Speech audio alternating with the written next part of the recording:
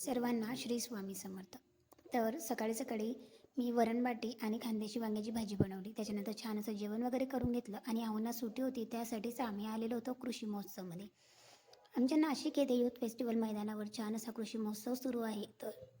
तर उद्या त्याचा शेवटचा दिवस आहे. तर दिंडोरी प्राणी सेवा मार्गामधला हा कृषी महोत्सव असतो. याच्यामध्ये तुम्हाला सगळी काही माहितीसुद्धा मिळते आणि छान छान असं बघायलासुद्धा मिळतं. आम्हीसुद्धा गेलेलो होतो. आम्ही घरातूनच 3ला निघालो आणि नंतर येताना मात्र रात्रीचे 8:30-9 झालेले होते, कारण इतका मोठा महोत्सव आहे ना. आणि बऱ्यापैकी सगळंच मी शूट केलेलं आहे. सो याचा जो काही फुल ब्लॉग आहे तो तुम्हाला उद्या मात्र नक्की बघायला मिळेल. जास्तीत जास्त मी शूट करून आणलेलं आहे. सर्व काही माहिती होती तीसुद्धा सांगणार आहे. नंतर आम्हीसुद्धा आता इथे खूप सारे फिरून फिरून दमलेलो होतो आणि नंतर ज्या काही आपल्या बालपणीच्या आठवणी होत्या मात्र त्या इथे ताज्या करत होतो. आणि अगदी डोळ्यामध्ये पाणी येत होतं, कारण आधीचे दिवस मात्र सर्व काही इथे एका क्षणामध्ये आठवून गेले. नंतर महाराजांचं अधिष्ठान किंवा नंतर इथे सुंदर सुंदर अशा मूर्त्यासुद्धा होत्या. घरी आले आणि नंतर थकलेलो होतो आणि काही जास्त खाण्याची इच्छासुद्धा नव्हती.